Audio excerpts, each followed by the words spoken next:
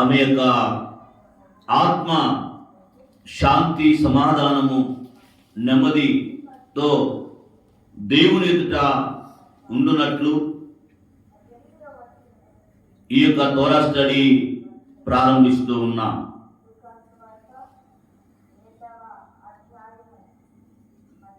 చాలా చాలా విషయాలు ఈ ప్రపంచంలో మరుగై ఉన్నవి. తెలిసినప్పటికీ దాని యొక్క తీవ్రత మనకు అర్థం కాక ప్రక్కన పడేసేటువంటి విధంగా ఉన్నాయి. మరణము అనేటువంటి విషయాన్ని మనం ప్రస్తావించినప్పుడు ప్రతి మనిషి కూడా భయపడవలసింది, బాధపడవలసింది ఏమిటి అనంటే మరణ దినము అనేటువంటి ఆ విషయం కోసం. ఎందుకు ప్రతి మనిషి బాధపడాలి అని అంటే, మరణము తరువాత ఎవరి ఎదుట మనం నిలబడాలి అనేటువంటి విషయాలు కనుక మనం అవగాహన చేసుకోగలిగితే అప్పుడు వస్తుంది భయం. ఏమండి, ఎప్పుడు వస్తుంది భయం?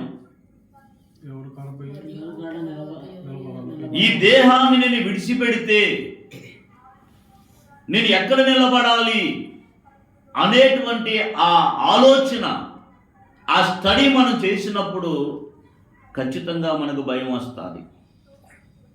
చూడండి, ఉదాహరణకి వాగు పొర్లుతూ ఉంది, ఆ దరికి మనం వెళ్ళగలమా?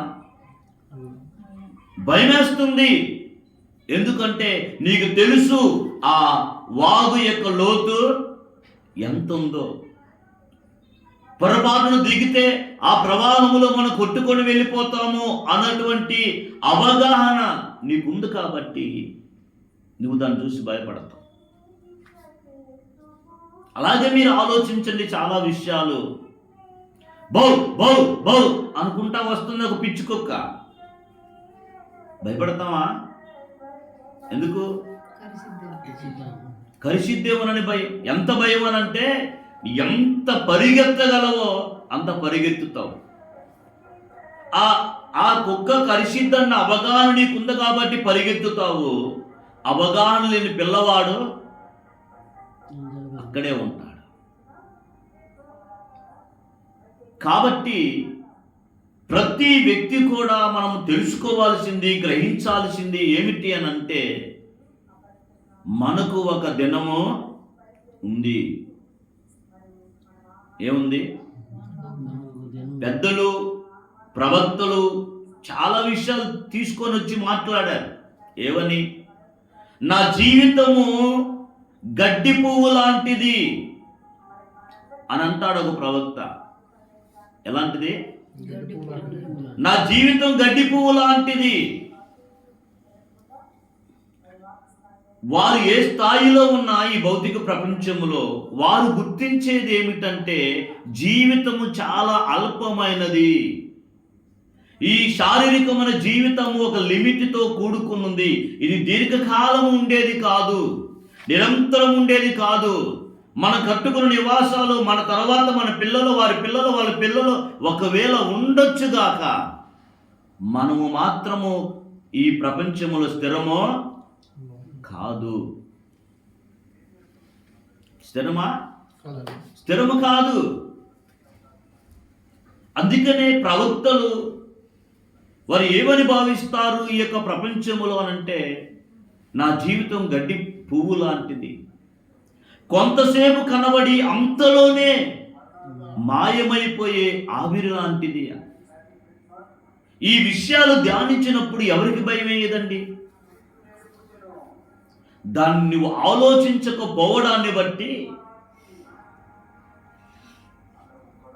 రాత్రి మనం ఆలోచించాం, ఒక క్యాన్సర్ చాలా బాధ కలగజేస్తుంది, మరణిస్తావు అని చెప్పేసి డాక్టర్ నీకు తెలియజెప్పడం జరిగింది. అప్పుడు నీ యొక్క టెన్షన్ ఎలాగుంటుంది? అప్పుడు నీ యొక్క ఆలోచనలు ఎలా పరిగెత్తుతాయి?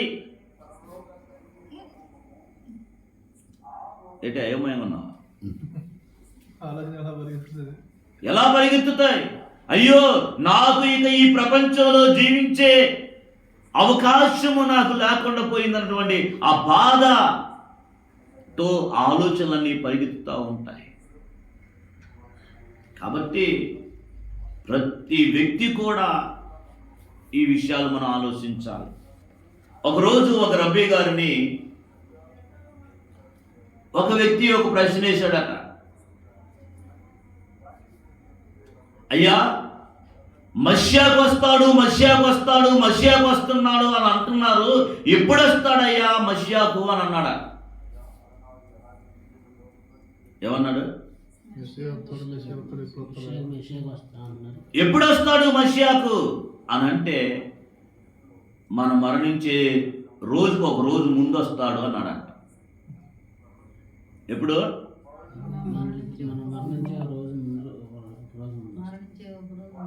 ఆలోచించండి. అదేంటయ్యా, మనం మరణించే రోజుకి ముందు వస్తే అసలు మనం ఎప్పుడు మరణిస్తాం?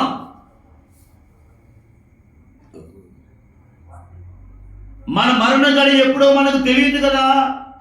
మనం ఎప్పుడు ఈ ప్రపంచాన్ని విడిచిపెడతామో మనకు తెలియదు కదా. ఎప్పుడు ఈ యొక్క దేహము ఈ ప్రపంచంలో నిలబడిన యొక్క దేహము రాలిపోతుందో మనకు తెలియదు కదా. నీ ఎలా చెప్తావయ్యా నువ్వు మరణ దినానికి ముందు రోజు అని తిరిగి మరలా ప్రశ్న వేశా. తెలివి కలిగినోడే. అందుకనే రబ్బీ గారు అన్నాడు, నీ మరణ దినం నీకు తెలియదు కాబట్టి నేడు అనబడేటువంటి రోజు నీ ఎదుట ఉన్నప్పుడే నీవు మారు మనసు పొందు, పశ్చాత్తాపడు, నీ దేవుని తత్వం నువ్వు తిరుగు, నీ యొక్క పాప కార్యాలను విడిచిపెట్టు, నీ తిరుగుబడి తత్వాన్ని విడిచిపెట్టి నువ్వు దేవుని తట్టు తిరుగయ్యా అని చెప్పడం జరిగిందా. ఎప్పుడైతే రబ్బీ గారు ఈ విషయాలు తీసుకొని వచ్చి మాట్లాడారో ఆ వ్యక్తి యొక్క ఆలోచనలన్నీ తారుమారైపోయి, నిజమే కదా, నా మరణదినం ఎప్పుడో నాకు తెలియదు, ఎప్పుడు మరణిస్తానో నాకు తెలియదు, మరణించే సమయానికి నా జీవితంలో నేను సరైనటువంటి సత్ప్రవర్తన నాలో లేకపోతే నా జీవితం దేనికి ప్రయోజనం? ఈ ప్రపంచంలో నాతో రానివన్నీ ఎన్ని నేను కలిగి ఉన్నా నా దేవుని ఎదురు నేను చెప్పుకోవడానికి నాకంటూ ఏమీ లేదు కదా అనుకొని అతడు వెంటనే దేవుని తట్టు తిరగడం అనేది జరిగింది. ఏ వ్యక్తి అయితే తనకు ఒక రోజు ఉంది, ఈ ప్రపంచాన్ని విడిచిపెట్టే రోజు ఉంది అన్నటువంటి ఆలోచనకి వస్తాడో ఆ వ్యక్తి ఈ ప్రపంచంలో నేను ఎలా జీవించాలి, ఎలా బ్రతకాలి, దేవుడు నన్ను ఈ ప్రపంచంలో ఎలా జీవించమని చెప్పాడు అన్న కోణంలో నుంచి మనిషి జీవిస్తూ ఉంటారు. పెళ్లి రోజు ఏమిటో మనకు తెలుసు, పుట్టినరోజు ఏమిటో ఏమండి ఏం తెలుసు మనకి?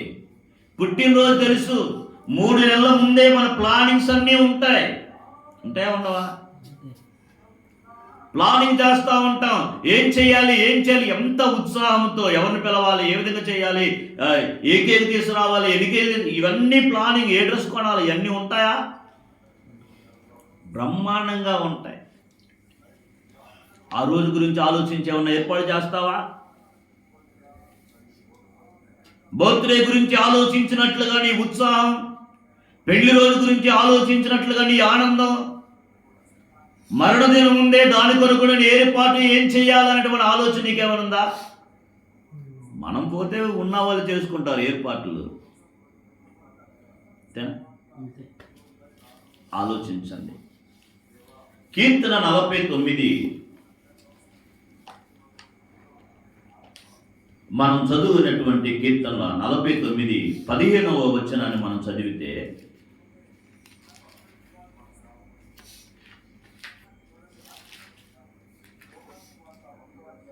కీర్తన 49:15 దేవుడు నన్ను చేర్చుకొనును, పాతాళ బలములో నుండి ఆయన నా ప్రాణమును విమోచించును అని అంటున్నాడు. ఈ భక్తుడు ఏమంటున్నాడు? దేవుడు నన్ను చేర్చుకొనును, పాతాళ బలములో నుండి నన్ను పాతాళ బలములో నుండి ఆయన నా ప్రాణమును విమోచిస్తాడు. ఎంత నమ్మకం అండి! భూమి మీద బ్రతుకుతున్న వ్యక్తి ఇలాంటి నిశ్చయత కలిగి ఉండటం ఎంత గొప్ప ధన్యత. నాకు డబ్బు ఉంది, నాకు ధనం ఉంది, నాకు ఆస్తి ఉంది, నాకు వ్యాపారాలు ఉన్నాయి, నాకు లక్షలు ఉన్నాయి, నాకు కోట్లు ఉన్నాయి, బ్యాంకు బ్యాలెన్సులు ఉన్నాయని చెప్పట్లా ఇతడు. తన భవిష్యత్తును ఊహించి మాట్లాడుతున్న మాట ఏమిటంటే, దేవుడు నన్ను చేర్చుకుంటాడు. ఎలా జీవించి ఉంటాడు? దేవుని దృష్టిలో ఈ వ్యక్తి ఎలా జీవించకపోతే, ఏమా నా మరణము తరువాత దేవుడు నన్ను చేర్చుకుంటాడు, పాతాళం యొక్క బలము లోనికి నన్ను వెళ్ళకుండా నన్ను రక్షిస్తాడు, నన్ను విమోచిస్తాడని చెప్పగలుగుతున్నాడు. వస్తా దీని గురించి మాట్లాడతాం తర్వాత. దీని గురించి మైండ్ పెట్టండి అందరూ. దేవుడు నన్ను చేర్చుకుంటాడు అన్నటువంటి ఒక నిశ్చయత ఒక విశ్వాసికి, ఒక భక్తిపరుడికి ఉంది అని అంటే అది ఈ వేరే విధంగా పలకటం గురించి కాదు. ఆ నిశ్చయత ఏ విధంగా ఉంటుంది ఏంటి అనేటువంటి దాని గురించి తీసుకొని వస్తాం తర్వాత వచ్చు 16. వాడు చనిపోయినప్పుడు ఏమి కొని ఒకడు ధన సంపన్నుడైనప్పుడు, ఎప్పుడమ్మా ఒక వ్యక్తి ధన సంపన్నుడైనప్పుడు వాని ఇంటి ఘనత విస్తరించినప్పుడు. ఎవరింటి ఘనత? అతని ఇంటి. ఎవరింట్లు? ధనవంతుని యొక్క ఇంటి ఘనత విస్తరించినప్పుడు భయపడకుము. ఏమన్నాడు? ఏంటిది? ఒకడు ధన సంపన్నుడైనప్పుడు, ఒక వ్యక్తి ధన సంపన్నుడైతే ఏంటి నీకు? ఆలోచించుదాం. ఒక వ్యక్తి ధన సంపన్నుడు అయినప్పుడు వాని ఇంటి ఘనత విస్తరించినప్పుడు నీకెందుకు భయం కలుగుతుంది? మన ఊర్లో ఉన్నాడు ధనవంతులు బట్టి నీకు అది భయం వస్తుందా? మనకేమైనా భయం పడుతుంది ఏంటి? పారిపోతున్నావా? మరి ఏంటి ఈయన మాట్లాడతాడు?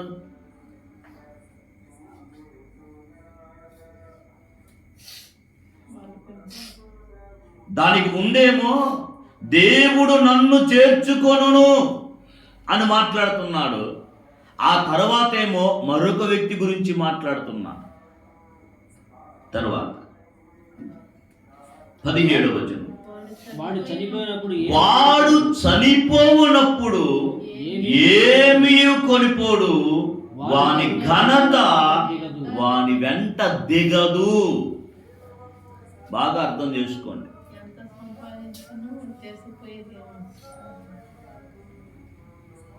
ఎక్కడికి వెళ్తున్నాడు ఈ వ్యక్తి?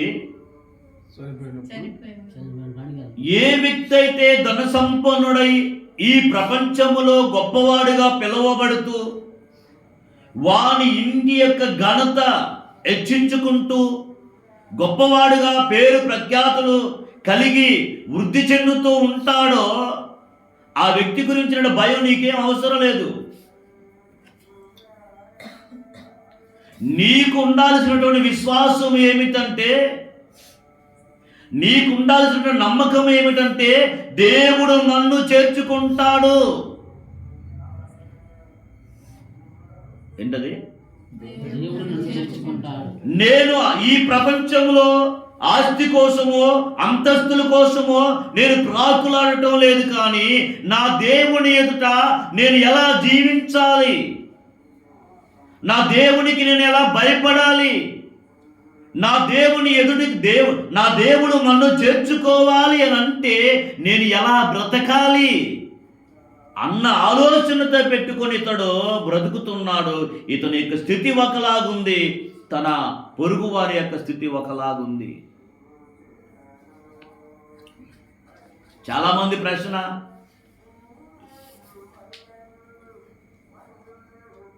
మీ పిల్లలు బైబిల్ చదువుతున్నారు కదా, వాళ్ళ భవిష్యత్తు ఏమిటి? వాళ్ళకు ప్రశ్నార్థకంగా ఉంది. దేనికోసం?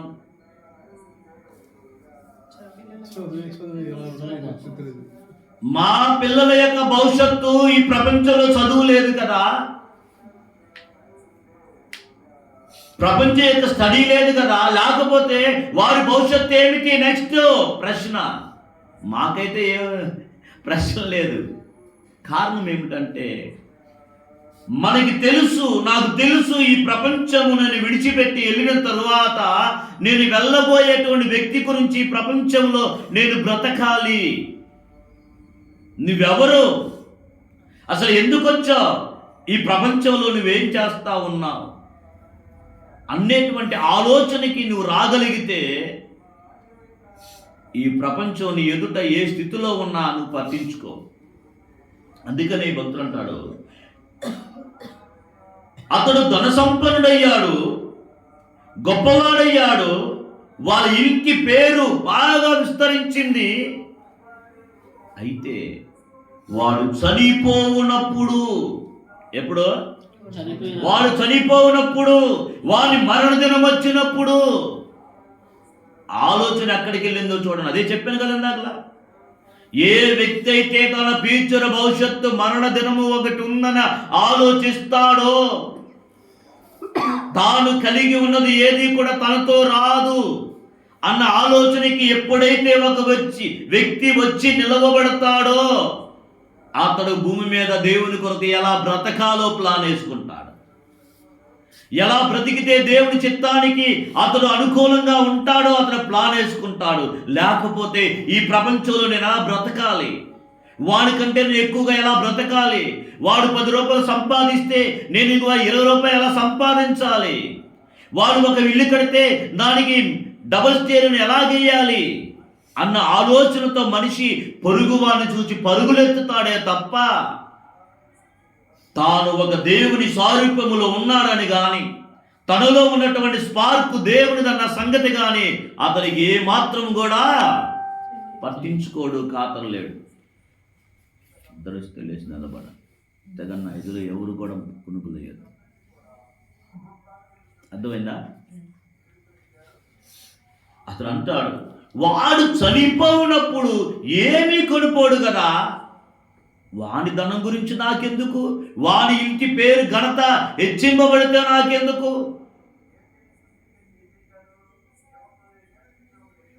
వాని ఘనత దిగదు. ఐపీఎస్, ఐఏఎస్ వీళ్ళందరూ కూడా ఎక్కడికి? భూమి మీదకే. తనతో రాని ఉద్యోగాలు ఇవన్నీ కూడా, తనతో రాని మార్గాలు ఇవన్నీ కూడా.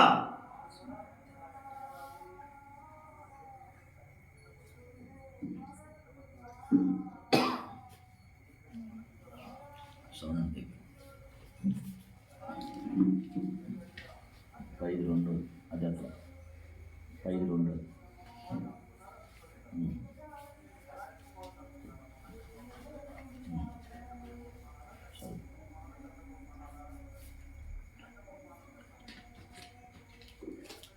సో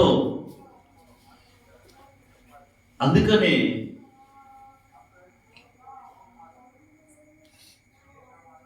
యోబు గ్రంథం 1వ అధ్యాయము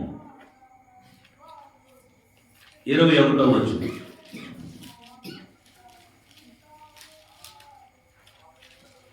యోబు గ్రంథం 1వ అధ్యాయం 21వ వచనం.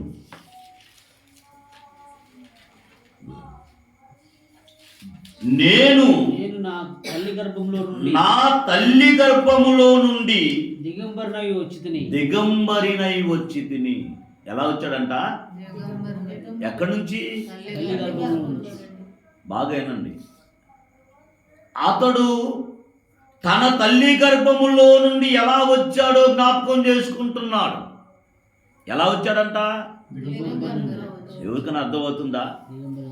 నా షర్టు బాగుందా, నా ప్యాంటు బాగుందా, నా కద్దర బాగుందా, నా కారు బాగుందా, నా బైక్ బాగుందా, నా స్కూటర్ బాగుందా?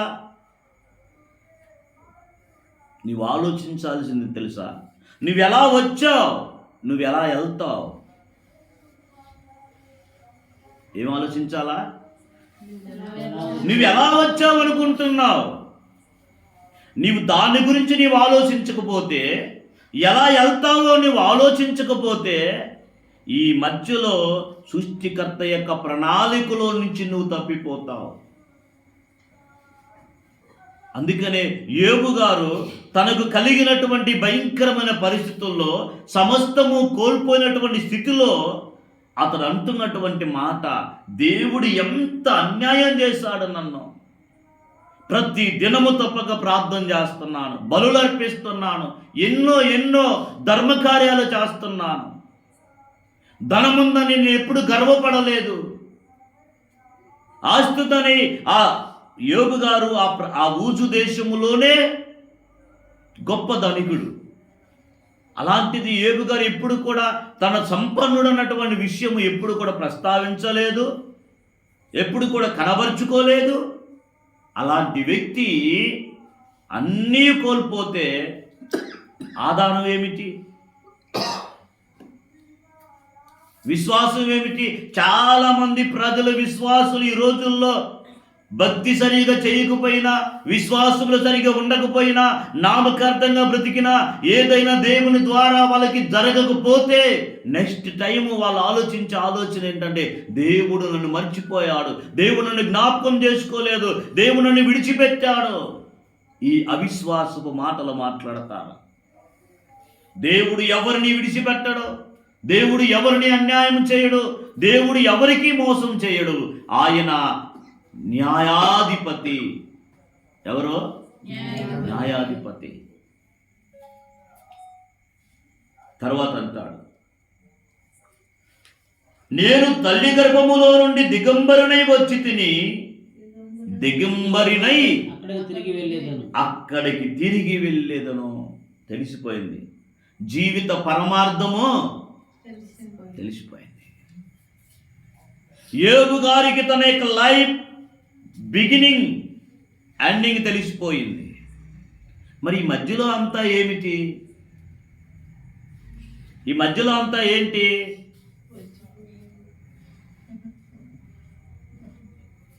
అందుకే తర్వాత అంటాడు, అషేము ఇచ్చెను, అషేము తీసుకొని పోయెను, అషేము నామమునకు స్తుతి కలుగునుగాక. ఎవరిచ్చారు? ఎవరిచ్చారు? ఒక భక్తుడు మాట్లాడుతూ, ఒక ధనవంతుడు, భక్తుడు పక్కన ఒక ధనవంతుడు, ఒక భాగ్యవంతుడు, ఊజు దేశములోనే ఐశ్వర్యవంతుడు, సమస్తాన్ని కోల్పోయిన తర్వాత అతడు నిరుత్సాహపడలేదు, అతడు వ్యాధులు చెందలేదు, అతడు తన దేహాన్ని, తన ఆత్మ మరణానికి అప్పగించలేదు. అతడు మాట్లాడుతున్నాడు, నా తల్లి గర్భములో నుంచి నేను దిగంబరిగా వచ్చాను, దిగంబరిగానే తిరిగి అక్కడికి వెళ్ళిపోతాను. ఇదంతా కూడా ఏమిటి అనంటే, నాకు దేవుడిచ్చాడు. ఎంత మాట! ఎవరిచ్చారు? శ్రమలో, బాధలో, కృంగిపోయిన పరిస్థితుల్లో, శిలపెంకు తీసుకొని గోక్కుంటున్న పరిస్థితుల్లో చెప్తున్నటువంటి మాట. ఈరోజు నీకు సమస్తము కలిగి ఉండి, చక్కగా 3 పూట్ల భోజనం చేస్తూ, ఒక మంచి గృహములో నివసిస్తూ, చేసుకోవడానికి సామర్థ్యము, శక్తి, బలము ఉండి, ఏదైనా నీకు ఒకటి జరగకపోతే ఏం మాట్లాడతావు? నీ నోటి వాక్కులేమిటి? అందుకని 2 విషయాలు జ్ఞాపకం చేసుకోవాలి. నీ ప్రారంభం ఏమిటి? నీ తల్లి గర్భములో నీవెలా రూపించబడ్డావు, నీవెలా ఆవిర్భవం అయ్యావు, నీకు తెలుసా? ఎవ్వరికి తెలియదు. ఒక చిన్న పాయింట్, ఒక డాట్తో నువ్వు ప్రారంభం అయ్యావు నీ తల్లి గర్భములో. ఏమిటి? అందుకనే 139 కీర్తనలు అంటాడు, దేవా నీవు నన్ను కలుగజేసిన విధము చూడగా భయము ఆశ్చర్యము నాకు కలుగుతుంది అని అంటున్నాడు. ఈ వ్యక్తి ఎక్కడికి వెళ్ళాడు? తల్లి గర్భములో దేవుడు తన్ను ఎలా కలుగజేశాడో ఆ జ్ఞాపకాల్లోనికి వెళ్ళాడు. అలా నువ్వు వెళ్ళకపోవడాన్ని బట్టే గర్వముతో నీ యొక్క ప్రపంచంలో బ్రతుకుతున్నా దేవుడే లేడు అన్నటువంటి కోణంలో నుంచి భక్తుడు ఎక్కడికి వెళ్తున్నాడు? అయ్యా నీవు నన్ను కలుగజేసిన విధము చూడగా భయము ఆశ్చర్యము నాకు కలుగుతున్నది. మనకు తెలియట్లేదు కాబట్టి కేవలం ఒక డాటుతో నువ్వు ప్రారంభమై, ఒక రక్తపు ముద్దతో నువ్వు ప్రారంభమై, ఒక అద్భుతమైనటువంటి దేహ నిర్మాణముతో నీవు తల్లి గర్భంలో బయటికి వస్తే కొడుకు పుట్టాడు, కూతురు పుట్టిందన్న ఆనందమే తప్ప ఎంత అద్భుతమైన సృష్టిని దేవుడు నాకు ఇచ్చాడు. ఈ సృష్టిని, ఈ అద్భుతమైన ఈ సృష్టిని ఈ ప్రపంచంలో మలినమంతకుండా, ఈ ప్రపంచం యొక్క ఏ విషయాలు తనకి అంటకుండా ఒక ప్రత్యేకతతో ఈ బిడ్డను పెంచాలి, ఒక ఉన్నతమైన దేవుని కొరకు అన్నటువంటి ఆలోచనే మర్చిపోయి ఏం పేరు పెట్టాలి, ఎవరి పేరు పెట్టాలి అన్న దిశగా నువ్వు అడుగులేస్తున్నావు. దేవుడు ఇచ్చాడన్న సంగతి మర్చిపోయి పాస్టర్ గారి చేత పేరు పెట్టిస్తారులేండి, సినిమా యాత్రల పేర్లన్నీ ఎంచుకొని జనా.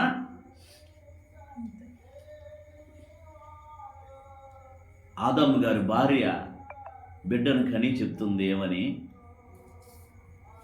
ఆదాము గారి భార్య బిడ్డను కని ఏం చెప్తుంది? దేవుని వలన ఒక మనుష్యుణ్ణి సంపాదించానండి. ఏబు గారు అదే అంటున్నాడు ఇక్కడ. అషేం ఇచ్చాడు, అషేం తీసుకున్నాడు. నాకెందుకు బాధ, నాకెందుకు వేదన, నేనెందుకు దిగులు పడాలి? ఎప్పుడైతే ఒక వ్యక్తి ఇది నాది, ఇది నాది, ఇది నాది, ఇది నాది అని ఈ ప్రపంచం యొక్క ఆస్తులని, ఈ ప్రపంచం యొక్క మనుషులని, ఈ ప్రపంచంలో తాను ఏది కలిగి ఉన్నాడో దానంతా కూడా వాటేసుకొని కూర్చుంటాడో ఆ వ్యక్తి బాధపడతాడు ఏదైనా కోల్పోయినప్పుడు. ఆ వ్యక్తి నిరుత్సాహపడతాడు ఏదైనా కోల్పోయినప్పుడు. ఎందుకు? ఇది నాది, ఇది నాది, ఇది నాది, ఇది నాది అని అన్నాడు కాబట్టి. నీదా? నీదా? ఏబు గారిని అడగండి ఏం చెప్తున్నాడో.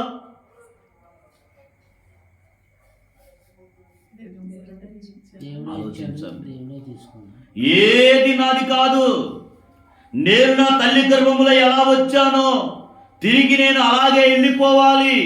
ఈ లోపల దేవుడు నాకు బ్రతకడానికి అవకాశం ఇచ్చాడు, జీవించమని చెప్పాడు, తల్లిదండ్రులను ఇచ్చాడు, అన్నదమ్ముల్ని ఇచ్చాడు, బామర్దుల్ని ఇచ్చాడు, అక్క చెల్లిని ఇచ్చాడు, బంధువులందరినీ ఇచ్చాడు, మామయ్య, తాతయ్య, పెదనాన్న, చిన్నాన్న వీళ్ళందరూ దేవుడు నాకు ఇచ్చాడు. నీవు బ్రతకడం కోసం, నీవు జీవించడం కోసం, నీవు పెరిగి పెద్దవ్వడం కోసం వీళ్ళందరిని దేవుడు నీకు ఇచ్చాడు. నీవు తల్లి గర్భంలో నుంచి బయటికి రాకమునిపే నీ కోసం ఎంతమంది కాచుకొని ఉన్నారో తెలుసా? ఒక చిన్ని ప్రపంచం, ఒక చిన్న బిడ్డ కోసము ఎంతో మంది ప్రజలు ఎదురు చూస్తున్నారు ఈ ప్రపంచంలో బిడ్డను ఆహ్వానించడానికి. వచ్చిన నీవు ఏం చేస్తున్నావు? ఎలా నీ ఆలోచన విధానాన్ని నువ్వు కొనసాగిస్తున్నావు? యోబు గారు ఎంత గొప్ప, అందుకేనా నిశ్చింతగా ఉన్నాడు. బిడ్డలు పోయారు, కుమార్తెలు పోయారు, వాళ్ళు కలిగి ఉన్నటువంటి గొర్రెలు, గొడ్లు, ఒంటెలు, మేకలు, పశువులు అన్నీ పోయాయి. ఎవరండి అలా నిలబడి అషేం ఇచ్చాడు, అషేం తీసుకున్నాడని చెప్పగలుగుతారు? చిన్న ఒక రాయి కొంచెం జరిగితే చాలు ఎంత గొడవ, ఎంత బేభత్సం. ఎందుకంటే ఇది నాది, ఇది నాది అని అంటున్నావు కాబట్టి.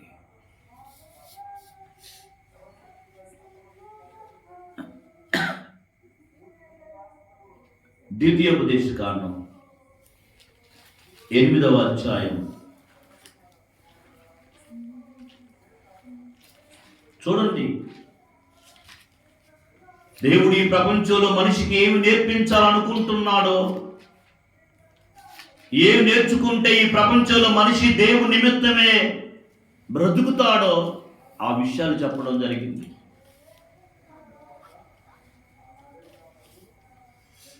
8వ అధ్యాయం 17వ వచనం. అయితే రాత్రి మనం చదువుకున్నాం. 12వ వచనం చదవను.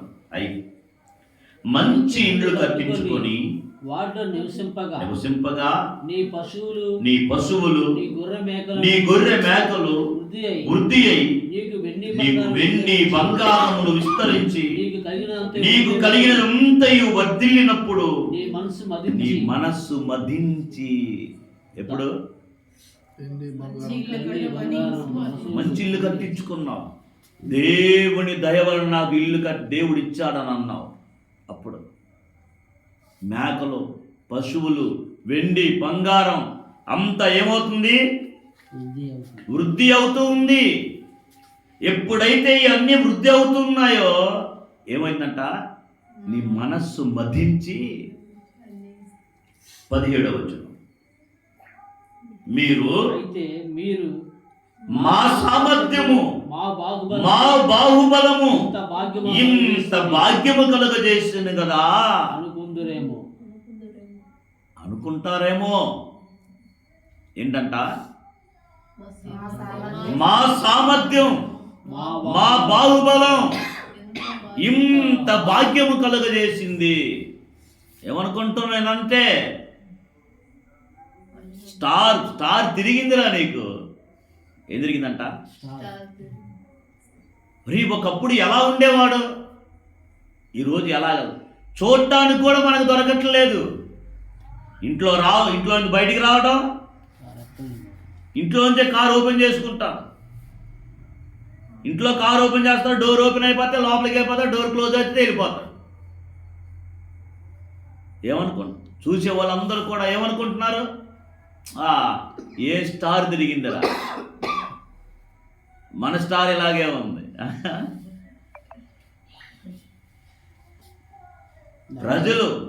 ప్రజలు యోగు గారు అంటున్నాడు, దేవుడిచ్చాడు, దేవుడు తీసుకున్నాడు. నాకెందుకు అలుగుడు, నాకెందుకు బాధ, నాకెందుకు వేదన, నాకెందుకు? ఈ ప్రపంచం నాది కానప్పుడు దేవుడిచ్చింది దేవుడు తీసుకుంటే ఏంటి నాకు? ఎందుకండి నాకు ఈ బాధ? ఇశ్రాయేలు ప్రజలకి దేవుడు చెప్తున్నాడు, మీరు అక్కడికి వెళ్ళిన తర్వాత నేను మిమ్మల్ని ఆశీర్వదించినప్పుడు, మీరు మంచి ఇల్లు కట్టించుకొని మీరు బాగా అన్ని విషయాలలో బాగున్నప్పుడు మీరు ఏమనుకోవాలి, ఏమనుకోకూడదో దేవుడు చెప్తున్నాడు. పొరపాటున ఒకవేళ నీవు నీ ఇల్లు చూసుకొని, నీ అంతఃపురం చూసుకొని, ఒకరోజు నెబుకద్నెజర్కి దేవుడే ఇశ్రాయేలు ప్రజలను అప్పగించాడు. ఎవరో దేవుడే అప్పగించాడు. అదే ఏమాత్రం నువ్వు గర్వపడటానికి లేదు. ఒకరోజు మేడెక్కాడు కుర్రోడు. మేడెక్కి బానిసలుగా ఉన్నటువంటి ఇశ్రాయేలు ప్రజలు, చెరలో ఉన్నటువంటి వాళ్ళు, తన యొక్క రాజ్యం యొక్క విస్తరణ, ఆ వ్యాప్తి, ప్రపంచ దేశాల మీద ఆధిపత్యం, ఇవన్నీ కూడా తనకు తెలుసు. ఇవన్నీ కూడా ఇశ్రాయేలు దేవుడు నా చేతికి అప్పగించాడని సైలెంట్గా ఉన్నాడు కొన్నాళ్ళు. అలాగా పైకెక్కి తన అంతఃపురాన్ని, తన మేడ గదులని, తన యొక్క పనిచేసిన సైన్యాన్ని, ఆ ఇశ్రాయేల్ యొక్క ప్రజలందరూ చూసి అనుకుంటున్నాడా, నా సామర్థ్యం, నా బాహుబలం ఇదంతా కూడా నా బలమే అని అనుకుంటున్నాడు. తర్వాత చదవండి, ఇదే వర్డ్స్ లేకపోయినా కానీ తన ఆలోచన విధానం అలాగే ఉంది అని అనుకున్నాడు. నిజమేనా? చాలామంది అంతే. ప్రారంభంలో ఉద్యోగం ఉద్యోగం ఉద్యోగం ఉద్యోగం ఉద్యోగం ఎందుకమ్మా శేఖ అంత తెప్పబడాల్సిన మన సీట్లు ఉంటే నీకు? ఏమండి, ఉద్యోగం ఉద్యోగం ఉద్యోగం అని తాపత్రమైనటువంటి మన ఉద్యోగం వచ్చిన తర్వాత, ఉద్యోగం రాకముందు దేవుని ఎదిగినటువంటి ఎదుకులాట, ఉద్యోగం వచ్చిన తర్వాత ఉందా? ఖాళీ లేదు, టైం లేదు. ఆలోచించేయండి. వాళ్ళు చెప్తున్నారు, మా సామర్థ్యము, మా బాహుబలము ఇంత భాగ్యము కలుగజేసునని మీరు అనుకుందరేమో. కాగా నీ దేవుడైన అశ్షేమును జ్ఞాపకం, నీ దేవుడైన అశ్షేమును జ్ఞాపకం చేసుకోవాలి. నీ వృద్ధిలో, నీ ఎదుగుదలలో, నీ వ్యాపార లాభాలలో, నీ కష్టార్జితములో నీ దేవుణ్ణి జ్ఞాపకం చేసుకో.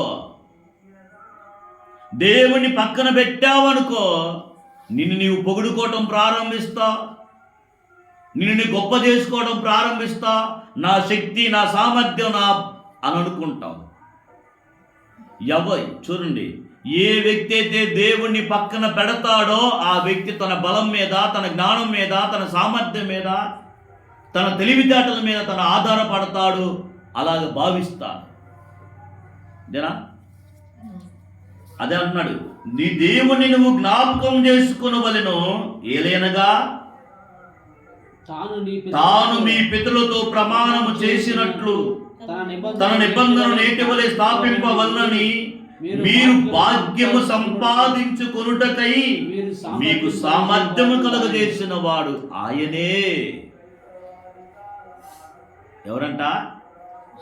నేను మీ పితరులకి వాగ్దానం చేశాను, ప్రమాణం చేశాను. ఆ ప్రమాణం ప్రకారంగా, వాగ్దానం ప్రకారంగా మిమ్మల్ని వృద్ధి చేయాలన్న సంకల్పముతో, ఆలోచనతో మీకు ఇవన్నీ కూడా నేను క్రమక్రమముగా ఇచ్చుకుంటా వచ్చాను.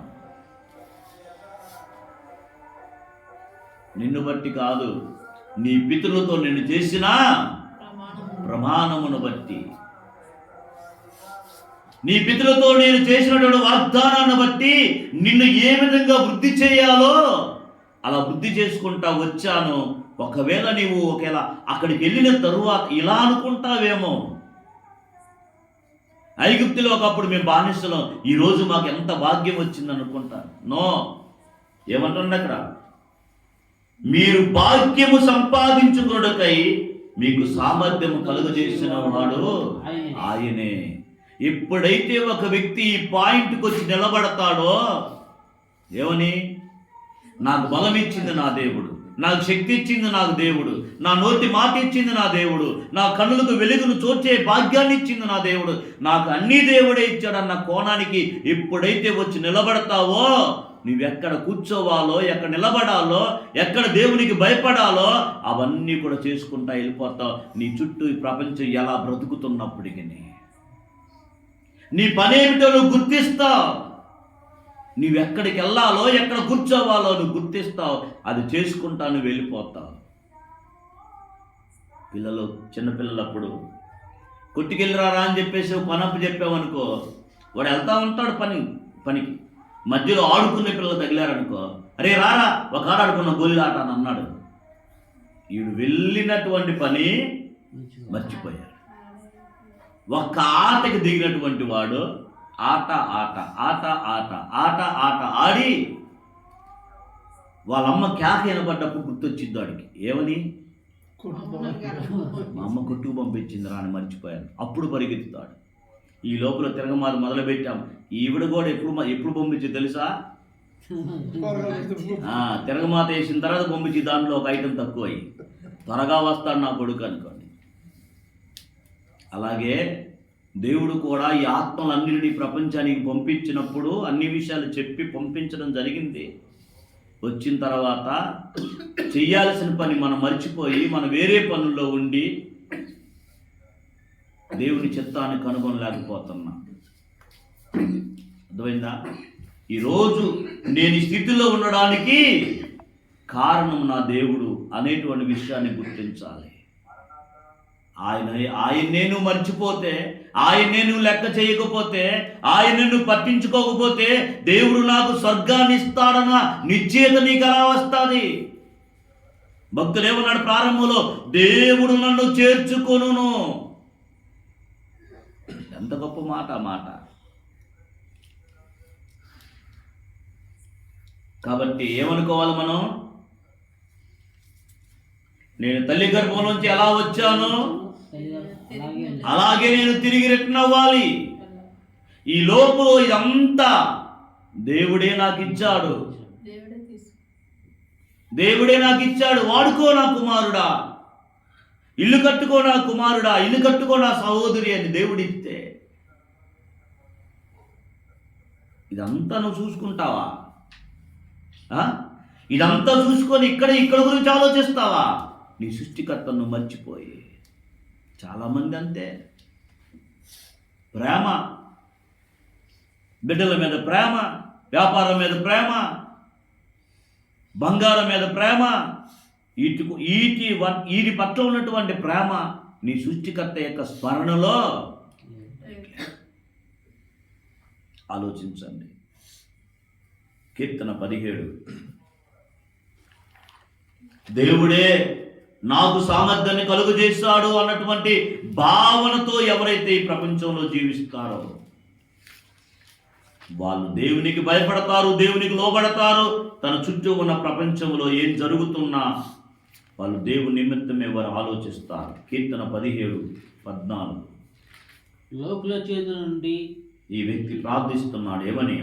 లోకుల చేతిలో నుండి, లోకుల చేతిలో నుండి. ఈ జీవిత కాలంలో ఎవరి చేతిలో ఉండి? ఎవరు లోకులు అంటే? లోకులే. ఈ జీవిత సామెత ఉంది కదా, ఏంటది? లోకులు కాకులై పొడుస్తారంట. ఇతని యొక్క ప్రార్థన చూడండి. ఈ జీవిత కాలంలో లోకుల చేతిలో నుండి ఈ జీవిత కాలములోనే తమ పాలు పొందిన ఈ లోకుల చేతిలో నుండి. అక్కడ ఇక్కడ రాగల మనం.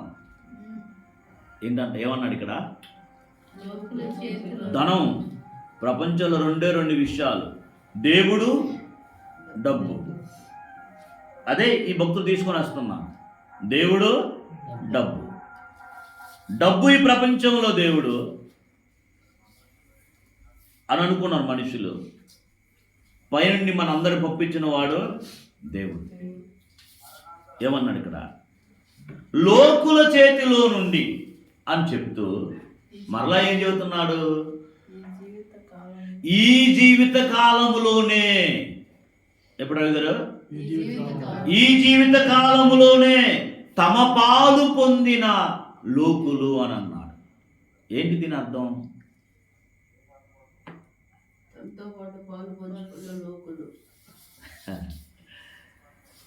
తనతో పాటు పాలు పంచుకున్న లోకులు.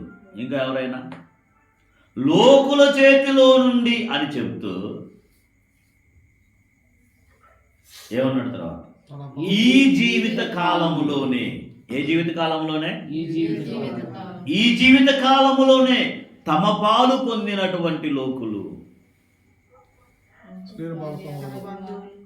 ఆలోచించండి. శరీరం నుంచి వచ్చే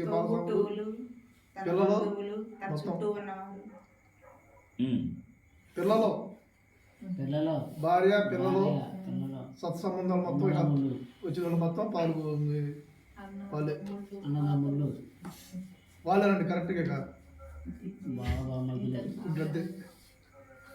మరలా చదువుతాను నిన్ను.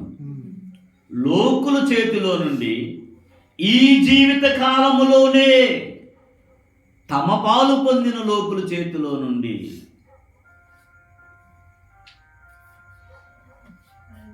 మరణించేంత వరకు చెప్పండి, మీరే చెప్పండి. మాది అదే అనట్లేదా? లోకులు అనంటే ఈ అంటే ఈ లోకము కోసమే బ్రతుకుతున్నటువంటి వారు. దేనికోసం? రాబోయే ప్రపంచం కోసం బ్రతికేటువంటి వాళ్ళు కాదు. తమ జీవితాన్ని విడిచిపెట్టిన వెళ్ళిన తర్వాత బ్రతకాలనుకున్నటువంటి జీవితం ఒకటి ఉంది కదా, దానికోసం ఆలోచించి బ్రతికే వాళ్ళు కాదు.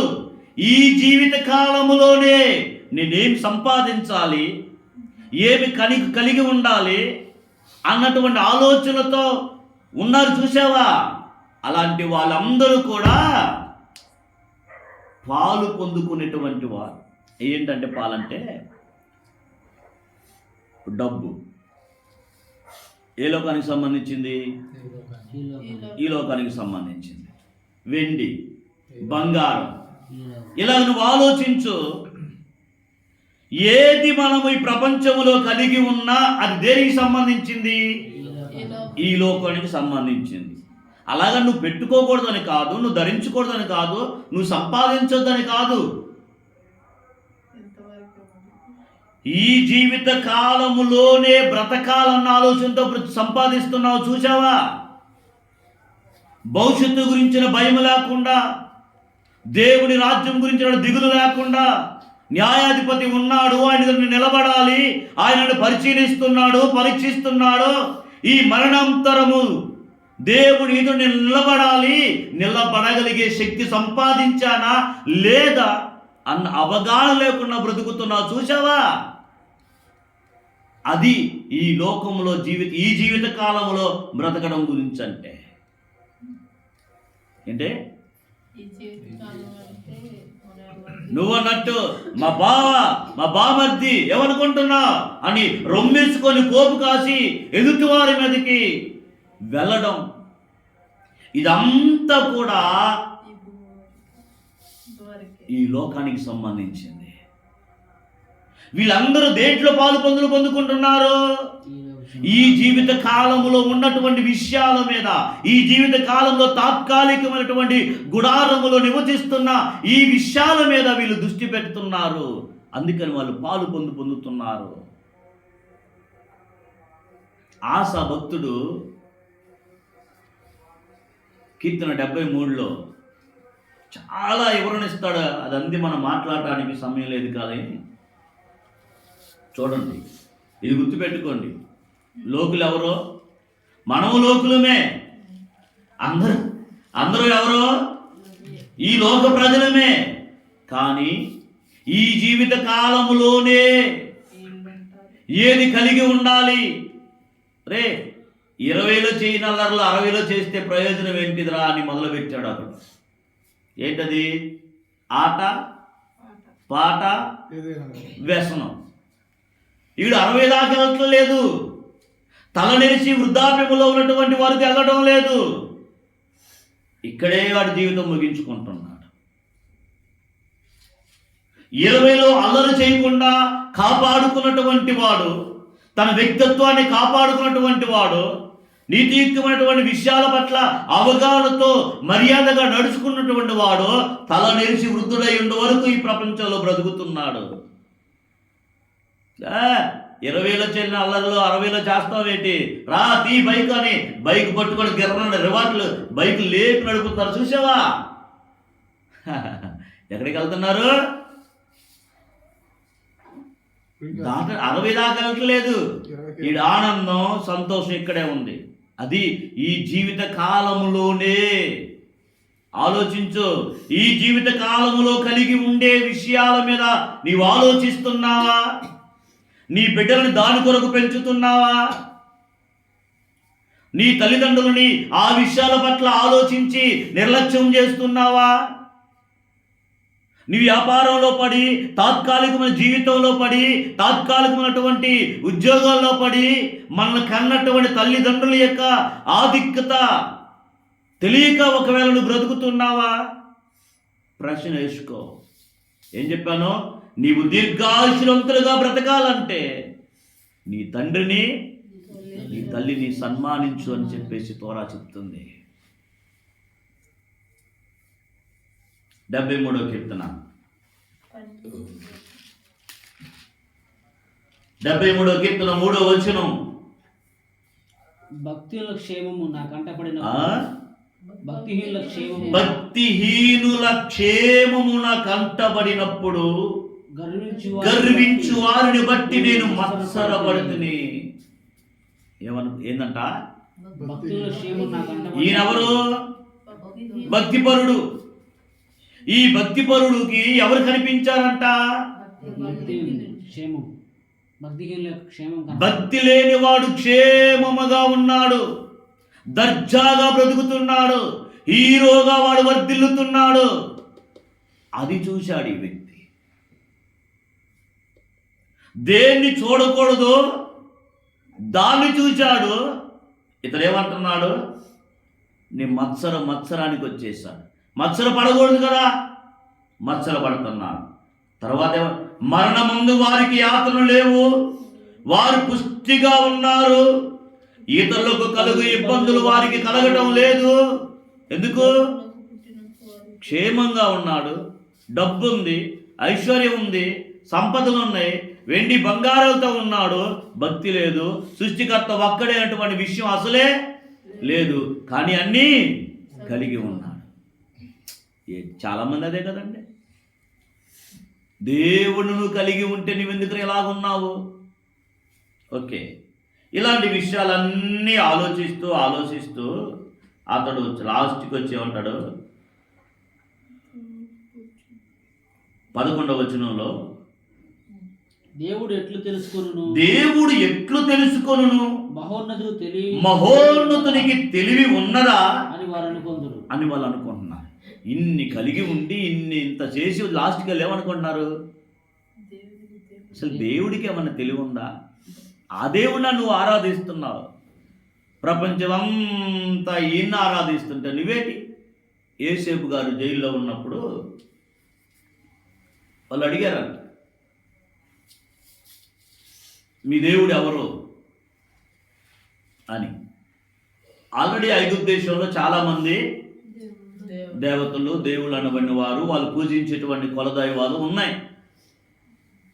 బానిసగా వచ్చాడు కదా ఎవరు? యేసేపు గారు. బానిసగా వచ్చిన తర్వాత ఈ బానిసను అడుగుతున్నారు వాళ్ళు, నీ దేవుడు ఎవరు, ఎవరిని ఆరాధిస్తావు నీవు అని అడిగి. యేసేపు గారు చెప్పాడు, నా దేవుడు ఒకే ఒక్కడు. ఏమన్నాడు? నా దేవుడు ఒకే ఒక్కడు అని అంటే అందరు చుట్టుపక్కల కూడా అందరూ కూడా పగ నవ్వారంట. ఎందుకు చెప్పండి? మీ దేవుడు చుట్టాలు లేరా? మీ దేవుడు స్నేహితులు లేరా? మీ దేవుడు అనాథా? ఎవరు లేరా అని హేళన చేశారంట. ఎవరిని? అప్పుడు ఎక్కడున్నాడు కుర్రోడు? ఎక్కడున్నాడు? జైల్లో ఉన్నాడు. బానిసగా వెళ్ళి బానిస బ్రతుకుతూ అనుకోకుండా జైల్లో ఉన్నటువంటి ఆ సందర్భాలలో ఒకే ఒక్క దేవుడు అనాథ అనుకొని అందరూ కూడా నవ్వారు. దేనికైనా ఆలోచించాలి. కాలమే కొన్ని విషయాలకే సమాధానం చెప్తాది. ఈరోజు నువ్వు మౌనంగా ఉండొచ్చుగాక, ఈరోజు నీ వెనకతలు ఎవరు లేకపోవచ్చుగాక, ఈరోజు నువ్వు కలిగి ఉన్నటువంటి విశ్వాసమును ఎంబడించేటువంటి వారు, దాని గురించి ఆలోచించేవారు ఎవరు లేకుండా ఉండొచ్చుగాక, ఏలం చేసే వాళ్ళు ఎంతో మంది ఉండొచ్చుగాక, నీ అన్నదమ్ములే నీ వెనకతలు లేరు అనుకున్నటువంటి ఆలోచన ఒకవేళ నీకు ఉండొచ్చుగాక. కాలము సమాధానం చెప్తాది అని అంటారు. యేసేపుని అన్నలే అమ్మేశారు. ఆదరణ లేనివాడుగా అనాథగా వెళ్ళిపోయాడు ఎక్కడికి? చివరికి తాను కలిగి ఉన్నటువంటి దేవుని గురించి ప్రస్తావన వస్తే వాళ్ళందరూ మాట్లాడుతున్న మాట, మీ దేవుడు అనాథ. ఎందుకు? ఒక్కడే. నా దేవుడు ఒక్కడే, నా దేవుడు ఒక్కడే, కానీ నా దేవుడు అనాథ కాదు. సూర్యుని, చంద్రుని, నక్షత్రములను, విశ్వములో కనబడుతున్న, కంటికి కనబడుతున్న ప్రతి దానిని సృజించిన వాడు నా దేవుడు అని చెప్పేసి యేసేపు గారు చెప్పాడట. ఎవరంటారు? ఒక బానిస మాట చెప్తే ఎవరంటారు? కాలం ఏం చెప్తుంది?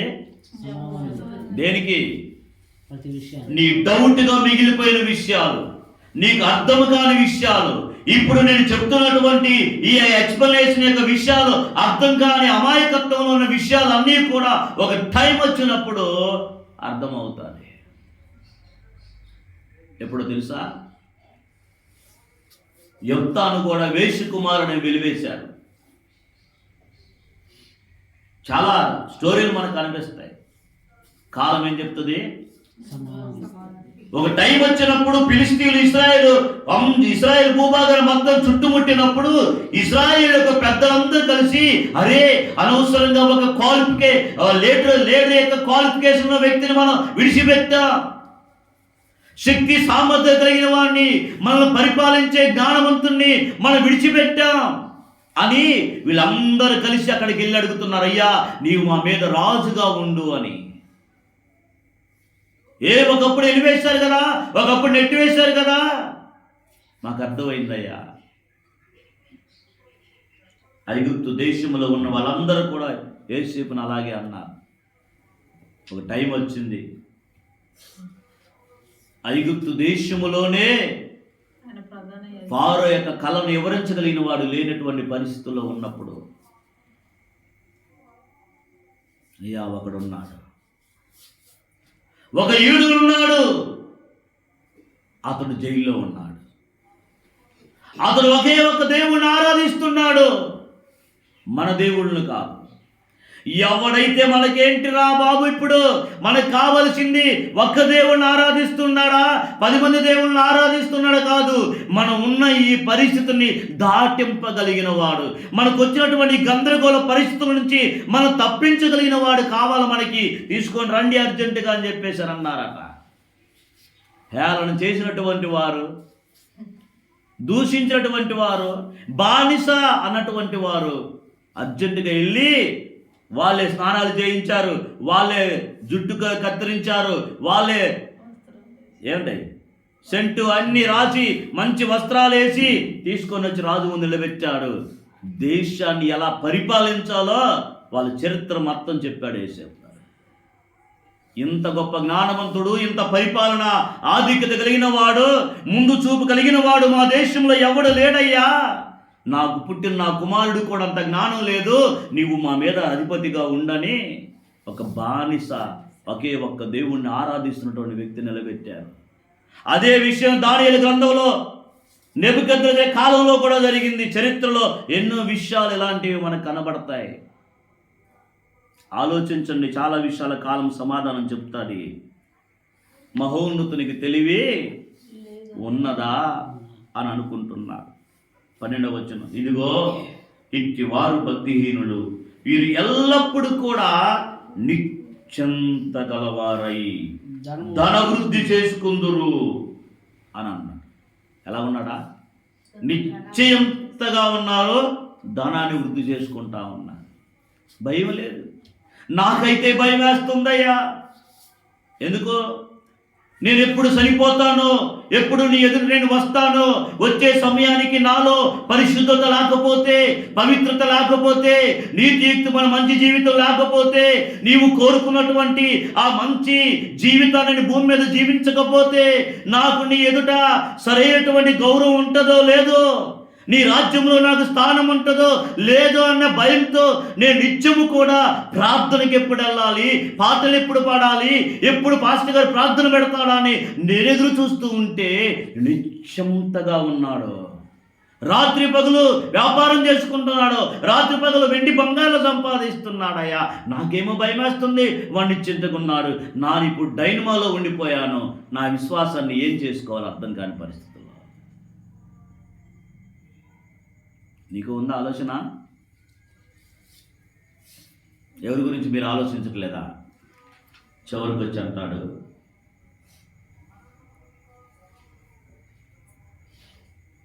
22వ వచనం, 22వ వచనం కాదు,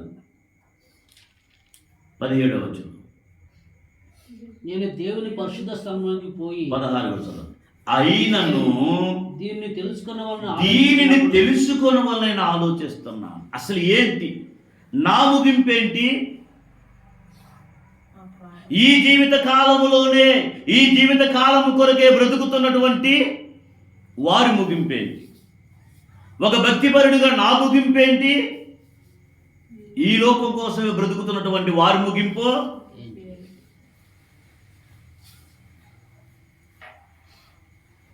అని నేను దేవుని పరిశుద్ధ స్థలంలోకి పోయి ఆలోచించినప్పుడు అతడు నేను దేవుని పరిశుద్ధ స్థలములోనికి పోయి వారి అంతమును గురించి ధ్యానిస్తున్నాడట.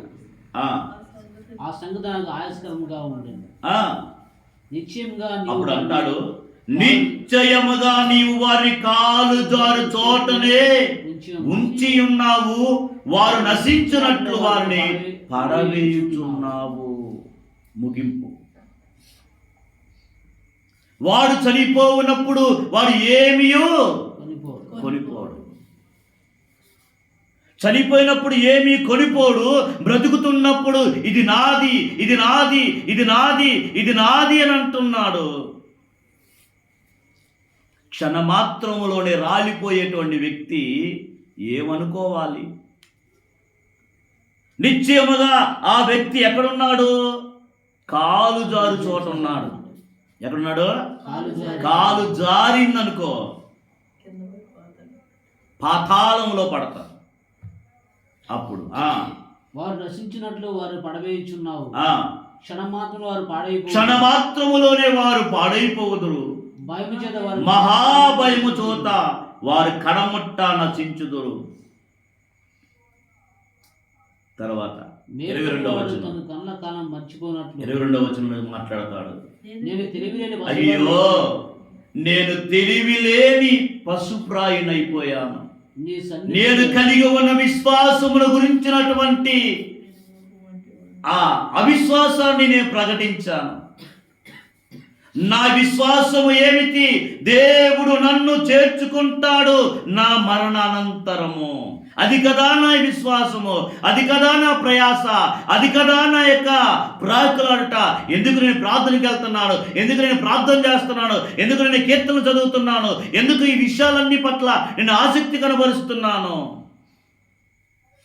ఎందుకు షబ్బాతు డిన్నర్ చేస్తున్నా, ఎందుకు షబ్బాతు బట్టలు కొనుక్కుంటున్నా, ఎందుకు షబ్బాత్ యొక్క దీపాలు వెలిగిస్తున్నా, ఎందుకు కానుక దీపాలు వెలిగిస్తున్నా, ఇవన్నీ వీటి గురించి ఆలోచన నీకు కలిగి ఉందా? ఎందుకంటే ఒక నిశ్చయత, ఈ దాటిన తరువాత, ఈ దేహాన్ని దాటిన తరువాత, ఈ దేహం ఈ ప్రపంచంలో రాలిపోయిన తరువాత నా దేవుడు నన్ను చేర్చుకుంటాడు.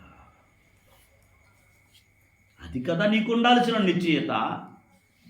దాన్ని వదిలిపెట్టి వాడెందుకు వృద్ధి చెందుతున్నాడు, వాడెందుకు కారు కొన్నాడు, వాడెందుకు బంగ్లా కొన్నాడు, ఏంది నీ పని? ఈ లోకములో ఉన్నవారు ఈ లోకములో ఉన్న విషయాల గురించి ఆలోచిస్తాడు. నీవు ఆలోచించకూడదు. అప్పుడు ఏమన్నాడు? నేను తెలివి లేని పశుప్రాయునైపోయాను, నీ సన్నిధిని మృగము వంటి వానైపోయానయ్యా. కాసేపట్లో ఏమైపోయాను? మృగము, పశుప్రాయులాగా అయిపోయాను. అసలు ఇది నేను ఎలా ఆలోచించకూడదు. నేను అసలు నాకు దొరికింది, నన్ను ఎక్కడ నువ్వు ఉంచుతావో నాకు దొరికింది. నేను ఇక దిగులు పడను, నేను ఇక ఎదుటి వారి యొక్క ఎదుగుదల గురించి నేను ఆలోచించను. నా దేవుడు నన్ను చేర్చుకునేదానికి నేను ఎలా ప్రయాసపడాలో, నా దేవుడు నన్ను చేర్చుకునేదానికి నేను భూమి మీద ఎలా బ్రతకాలో దాని గురించి నేను ఆలోచిస్తానని ఈ భక్తుడు జీవిస్తున్నా. కాబట్టి చనిపోయినప్పుడు మనం ఏమి కూడా మనం తీసుకొని వెళ్ళాం. చాలా విషయాలు మనం తీసుకొని వెళ్ళొచ్చు. మనం ప్రారంభించు, దేవుడు నన్ను చేర్చుకొనును అన్నటువంటి మాటకి ఆదికాండం 5వ అధ్యాయం 24వ వచనం, ఆదికాండం 5వ అధ్యాయం 24వ వచనాన్ని చదువుదాం.